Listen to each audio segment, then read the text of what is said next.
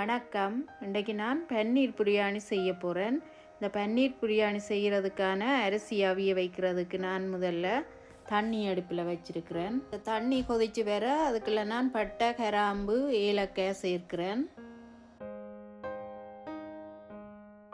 இப்போ தண்ணி நல்லா கொதிச்சிட்டது. நான் அரிசியை இதுக்கெல்லாம் சேர்க்க போகிறேன்.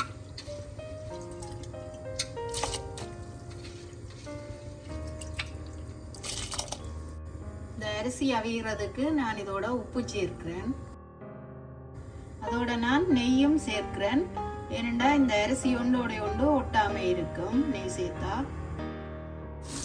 அரிசி இப்போ ஒரு 3/4 பதத்துக்கு அவிஞ்சிட்டது. நான் இப்போ இதை வடித்து எடுக்க போகிறேன். இந்த பிரியாணிக்கு நான் முதல்ல பன்னீரை பொரிச்சு எடுக்க போகிறேன். அதுக்கு ஒரு சட்டி அடுப்பில் வச்சு கொஞ்சம் வெஜிடபிள் ஆயில் சேர்க்கிறேன்.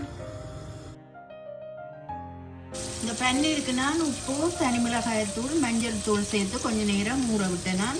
இதை நான் இப்போ பொரிச்சு எடுக்க போகிறேன். முதல்ல அடுப்பை நல்லா குறைச்சி விட்டுட்டு பன்னீரை கருக விடாமல் மற்ற சைடு திருப்பி விடணும்.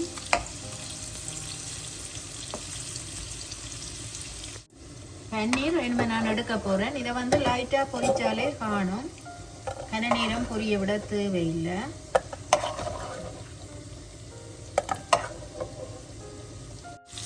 மிச்ச பன்னீரையும் நான் இப்போ சேர்த்துருக்குறேன். இதையும் நான் பொரிச்சு எடுக்க போகிறேன். இப்போ இந்த பன்னீரையும் பார்த்து திருப்பி விடணும். நல்லா கருகினா டேஸ்ட் இருக்காது.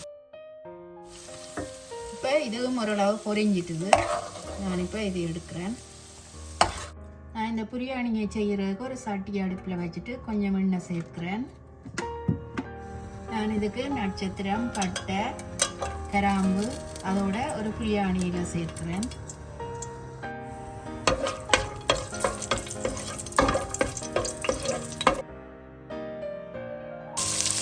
நான் 3 பெரிய வெங்காயம் வெட்டி வச்சிருக்கிறேன். அதை இப்போ இதோட சேர்க்கிறேன்.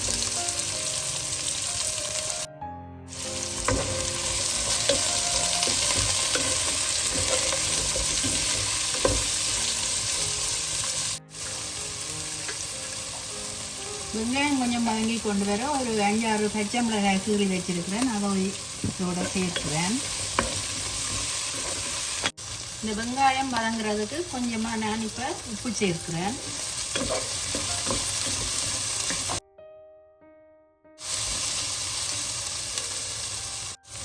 இப்போ வெங்காயம் கொஞ்சம் வதங்கி கொண்டு வந்துட்டுது. இப்போ நான் இஞ்சி உள்ளி இடித்து வச்சிருக்கிறேன். அதை சேர்க்க போகிறேன்.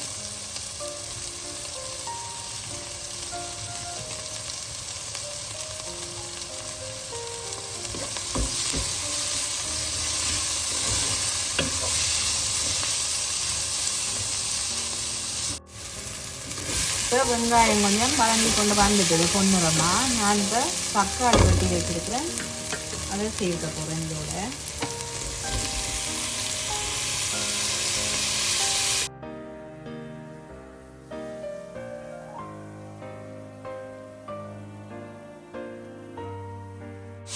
இதை கொஞ்ச நேரம் மூடி வதங்க விடுவேன்.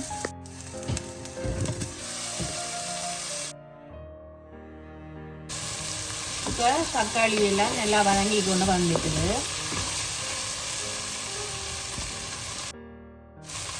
நான் இதுக்கு 2 டீஸ்பூன் தனி மிளகாய் பவுடர் சேர்க்கிறேன். பிரியாணி பவுடரும் ஒரு 2 டீஸ்பூன் சேர்க்கிறேன். உப்பும் இதுக்களவா நான் சேர்க்கிறேன். இந்த தூள் அதுகளை சேர்த்துட்டு எல்லாத்தையும் நல்லா கலந்து கொஞ்ச நேரம் வதங்க விடுவோம்.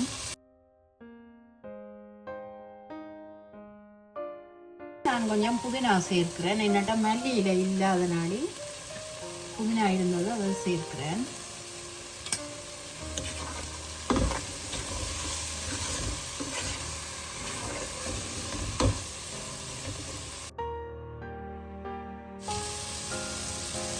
இனிமேல் நான் இதோட ஒரு 3 மேசக்கரண்டி தயிர் சேர்க்க போகிறேன்.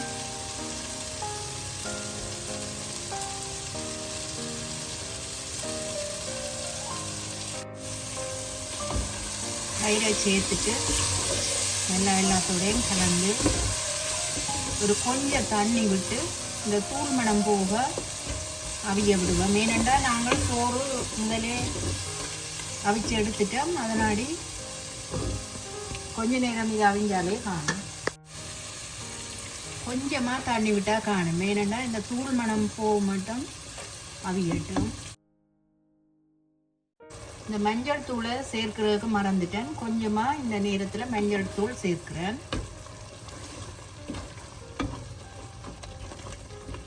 இந்த தயிர் சேர்த்து ஒரு கொதி வேற எல்லாத்தையும் கலந்து விட்டு ஒரு கொதி வேற நான் இந்த பன்னீரை சேர்க்கிறேன். இப்போ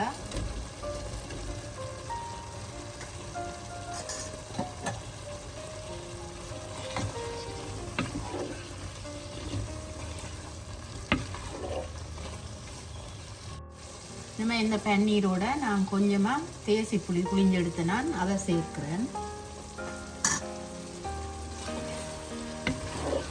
சேர்த்துட்டு எல்லாத்தையும் நல்லா கலந்து கொஞ்ச நேரம் மூடி இதை அவிய விடுவோம்.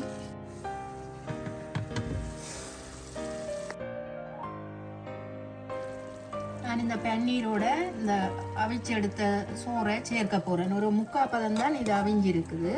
நாங்கள் இன்னும் கொஞ்ச நேரம் இதை இப்படி அடுப்பில் விட்டோம்னா அது நல்லா பருவத்துக்கு அவிஞ்சு வந்துடும்.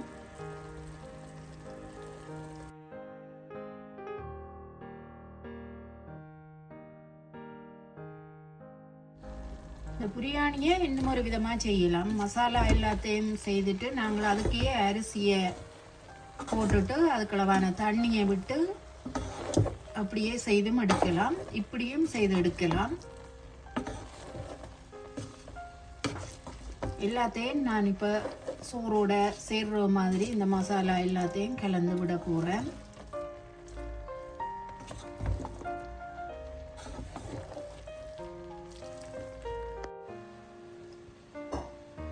இந்த சோறு எல்லாம் அந்த மசாலாவோட சேர்ற மாதிரி எல்லாத்தையும் கலந்து எடுத்துட்டு நான் கொஞ்சம் நெய் சேர்க்கிறேன்.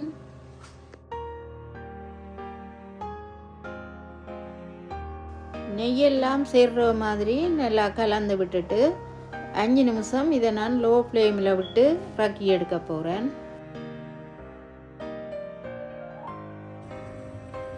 பிரியாணி இப்போ ரெடி ஆகிட்டது. நான் இதை ரக்கி எடுக்க போகிறேன். நல்லா உதிரி உதிரியாக சோறு நல்ல பதத்துக்கு அவிஞ்சு வந்திருக்கு.